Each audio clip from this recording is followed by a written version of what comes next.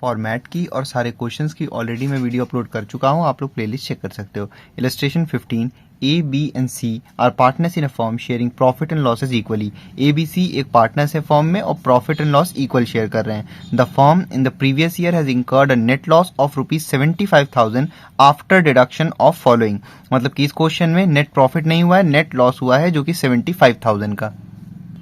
Calculate क्या करना है हमको इसमें, compute the taxable income of the firm. The firm fulfil the condition of section 184। ये बहुत इंपॉर्टेंट चीज है। तो यहाँ पे फुलफिल कर रही है कंडीशन 184 की, नहीं करती तो कुछ चीजें चेंज हो जाती, जो कि मैंने फॉर्मेट में बता रखा है। टैक्सेबल इनकम पूछा है यानी कि टोटल इनकम पूछ रहा है, और टोटल इनकम पूछा है तो आपको बुक प्रॉफिट ऑटोमेटिकली ही निकालना पड़ेगा, क्योंकि उसी की मदद से हम ये निकालेंगे। तो पहले बुक प्रॉफिट फिर टोटल इनकम। अब यहाँ बोला है कि नेट लॉस है 75,000 रुपए after deduction of following. After deduction मतलब समझ रहे हो आपकी, मतलब ये सारी चीजें पीएल अकाउंट के डेबिट साइड में है, ठीक है। तो अब हम इसमें से देखेंगे क्या क्या डिसअलाउड है, क्या क्या अलाउड है। Interest on capital at the rate 20%, A 8,000, B 7,000, C 9,000। भाई इंटरेस्ट ऑन कैपिटल हमने पढ़ा है 12% तक अलाउ रहता है, उससे जितना ज्यादा है डिसअलाउ। ये सब कब, जब फॉर्म फुलफिल करती है कंडीशन सेक्शन 184 की। तो इस क्वेश्चन में फुलफिल कर रही है कंडीशन, ठीक है।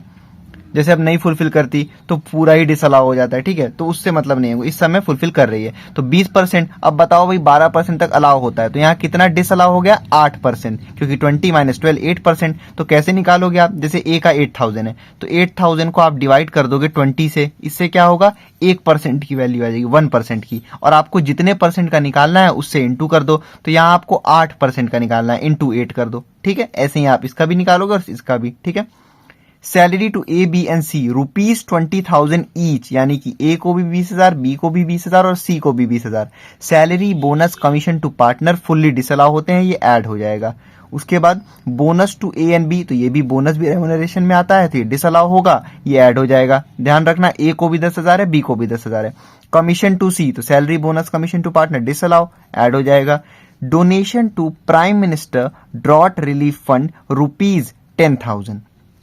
भाई डोनेशन है, ये तो बिजनेस से रिलेटेड नहीं है, तो ये तो आपको पता है कि डिसअलाउ हो जाएगा। इसका दूसरा ट्रीटमेंट कहां होगा, इसका दूसरा ट्रीटमेंट होगा टोटल इनकम में, ये डिडक्शंस अंडर सेक्शन 80G में आएगा, ठीक है। तो वहां हम इसको कैलकुलेट करेंगे। उसके बाद depreciation on assets ₹50,000 allowed ₹60,000। Important है, देखिए आप डेप्रिसिएशन का मैंने बहुत सिंपल सा रूल बताया है। अगर सिर्फ यहां पे दिया होता तो हम मानते कि अलाउ है, अगर यहां पे भी, और जैसा कि ये एडजस्टमेंट का दे रखा है कि अलाउड 60,000 है, तो हम सिंपल सा देखते हैं, अगर पीएल अकाउंट में एक्सेस डेप्रिसिएशन डेबिट हो गया है तो जितना एक्सेस है उतना हम ऐड कर देते हैं। भाई ये मैंने फॉर्मेट में भी लिखवाया है, ठीक। और वही चीज जब पीएल में कम डेबिट हुआ हो, कम लिखा गया हो, तो जितना कम है उसको लेस कर दो। भाई सिंपल सी बात, एक्सेस डेप्रिसिएशन जितना है तो ऐड कर रहे हो, जब कम है डेप्रिसिएशन तो उतना लेस कर दो। तो यहां पे आप देख रहे हो 50,000 रुपए डेबिट हुआ है, जबकि ओरिजिनली है कितना 60,000 रुपए है। तो कितना कम यहाँ पे डेबिट हुआ है भाई, 10,000 रुपीज कम डेबिट हुआ है, यानी कि 10,000 रुपए और अलाउ था, डेप्रिसिएशन नहीं अलाउ हुआ है। तो वो आपका काम है अलाउ करना, ठीक है। तो भाई उसको कैसे करोगे आप, इसका दो तरीका होता है। एक तो भाई जैसे यहाँ पे 10,000 कम है तो सीधे सीधे लेस में आप 10,000 कर दो, ठीक। एक तो वो वाला तरीका कि पीएल वाला ऐड कर दो और एडजस्टमेंट वाला यानी कि अलाउ वाला लेस कर दो, तो भी बात वही पड़ेगी, ठीक।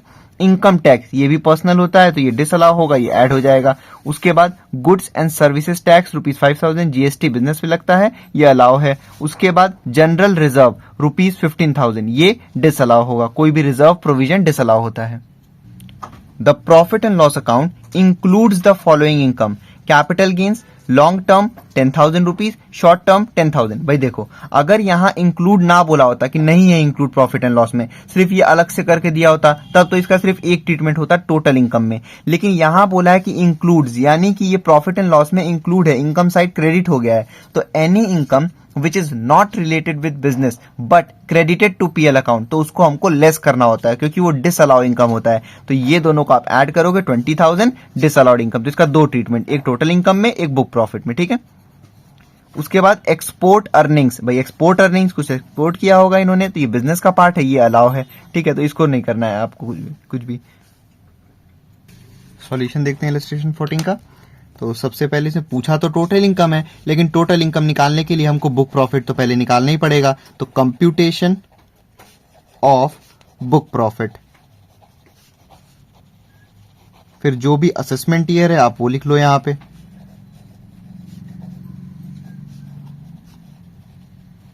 सबसे पहले आप नेट प्रॉफिट या नेट लॉस जो भी दे रखा होता है, इस क्वेश्चन में नेट लॉस है, ठीक है। अमाउंट कितना है 75,000। अब ध्यान रखना, जब लॉस बोल दिया तो यहां पे आपको माइनस का लिखना पड़ेगा, ठीक है। ब्रैकेट लगा दो या माइनस लिख दो, वरना गलती से भी यहाँ पॉजिटिव लिख जाता है तो फिर ऐड कर लेता है सब, ठीक है। तो यहाँ माइनस कर लो तुरंत, क्योंकि ये लॉस का है। उसके बाद हम जैसे सिंपली क्वेश्चन सॉल्व करते हैं वैसे करेंगे फॉर्मेट के थ्रू। ऐड डिसअलाउड एक्सपेंसेस, वो एक्सपेंसेस जो कि बिजनेस से रिलेटेड नहीं है लेकिन पीएल अकाउंट में डेबिट हो गए हो। सबसे पहले दिया हुआ है इंटरेस्ट ऑन कैपिटल, तो इंटरेस्ट ऑन कैपिटल 12% तक अलाउ रहता है, उससे ज्यादा डिसअलाउ, जब भी फॉर्म सेक्शन 184 की कंडीशन फुलफिल करता है तब, ठीक है, यानी कि नॉर्मल क्वेश्चन में।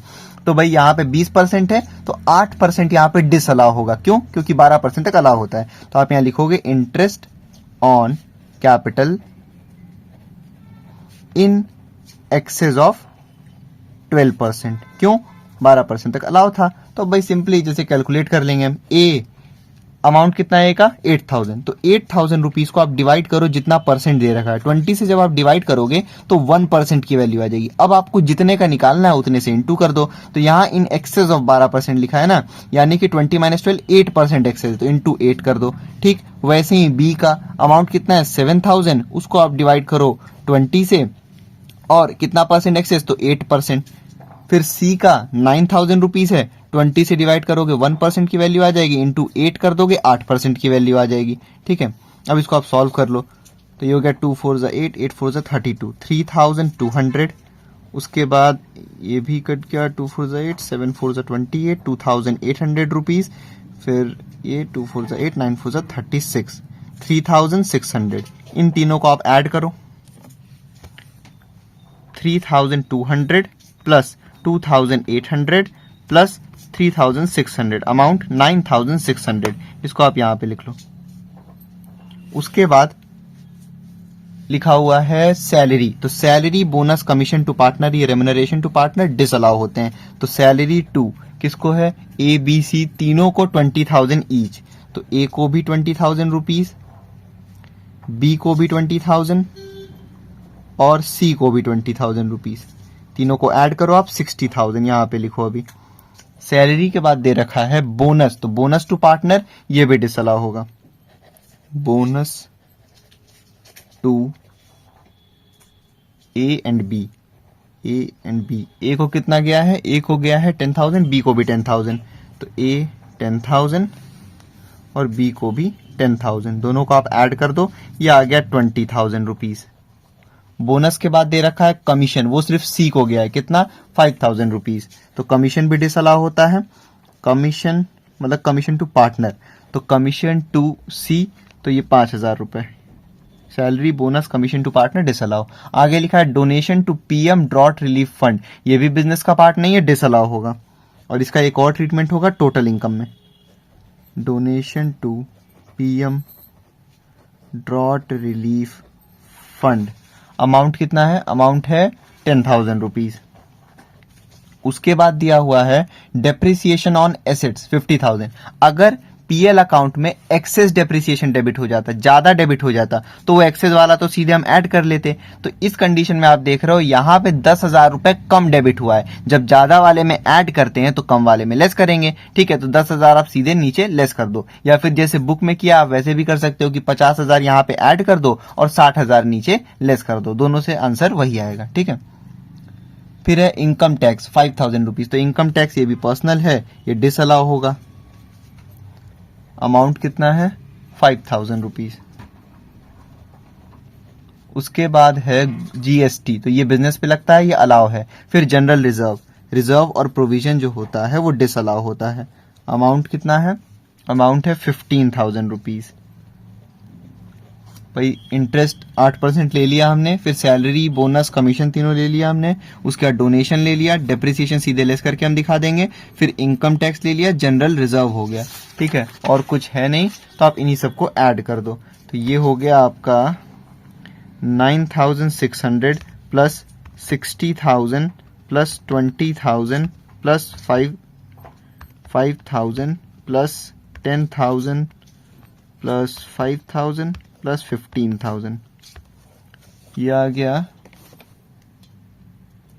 1,24,600।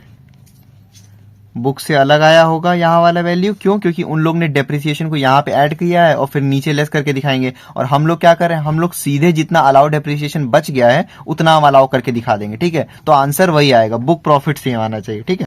तो अब हम क्या करते हैं भाई, नेट प्रॉफिट या नेट लॉस जो भी होता है उसमें हम ऐड करते हैं इसको। तो आप देख रहे हो यहाँ पे माइनस में है, तो प्लस माइनस माइनस, यानी कि 1,24,600 में ये माइनस करना होगा, ठीक है? तो आप ये करोगे तो ये आ जाएगा 49,600 पॉजिटिव का। भाई समझ रहे हो ना, इसको हम लोग ऐड करते हैं, नेट प्रॉफिट में ऐड करते हैं। तो यहाँ नेट लॉस हुआ है, माइनस में था, तो माइनस प्लस माइनस हो गया। जब आपने इसको कैलकुलेटर पे सॉल्व किया तो आया 49,600। अब हम क्या करते हैं, अब हम लेस करते हैं disallowed income,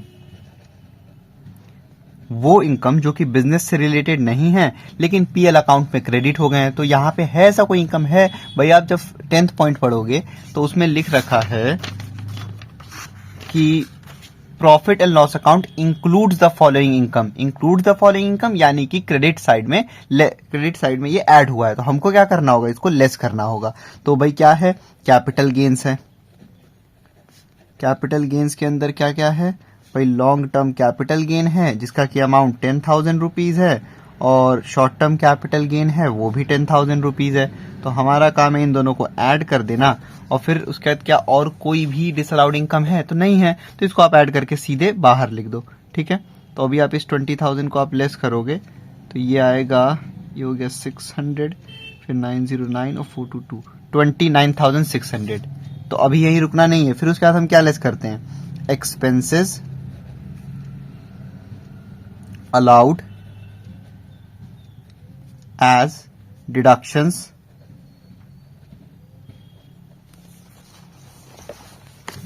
but not debited to PL account। वो खर्चे जो कि डिडक्शन अलाउ तो होते हैं लेकिन पीएल अकाउंट में डेबिट नहीं किए। तो यहां पे आप पढ़े होंगे डेप्रिसिएशन वाला पॉइंट जो कि 6th पॉइंट है कि डेप्रिसिएशन पीएल अकाउंट में डेबिट किया गया है 50,000 50,000, लेकिन एक्चुअल में डेप्रिसिएशन था 60,000 रुपीज, यानी कि 10,000 रुपए अभी तक अलाउ इन्होंने नहीं किया है। तो वो हमारा काम है अलाउ करना, हम अलाउ कर देंगे। तो डेप्रिसिएशन अलाउेबल जो पहले अलाउड नहीं हुआ था, कितना, 10,000। बुक में इन लोग ने क्या किया है, पहले 50,000 को ऊपर ऐड कर दिया है और जो कंप्लीट अमाउंट है 60,000 उसको लेस किया, तो भी बात वही पड़ेगी, तो भी 10,000 ही आएगा इनडायरेक्टली, ठीक है? तो इसको आप लेस करोगे तो ये हो जाएगा 19,600 रुपीज। ये क्या आ गया, ये आया है बुक प्रॉफिट।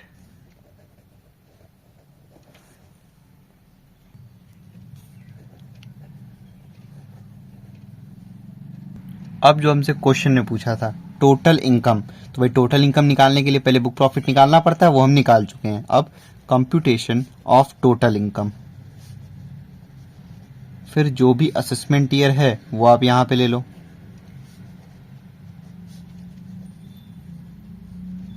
सबसे पहले हम लेते हैं बुक प्रॉफिट। अमाउंट कितना आया बुक प्रॉफिट का हमारे, 19,600 रुपीज।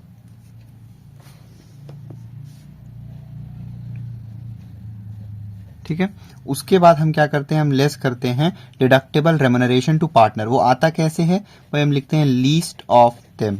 सबसे पहले actual remuneration to working partner, या फिर स्टैट्यूटरी लिमिट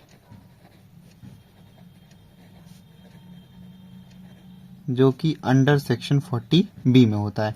तो पहले हम देख लें रेम्युनरेशन टू वर्किंग पार्टनर कितना है। भाई इस क्वेश्चन में हम देख रहे हैं कि रेम्युनरेशन भाई सैलरी दिया गया है ए बी और सी को।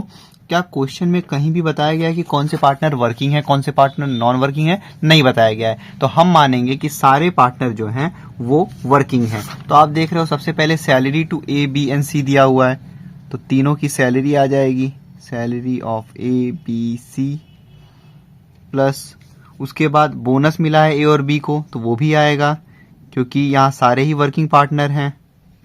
फिर उसके बाद है कमीशन टू सी,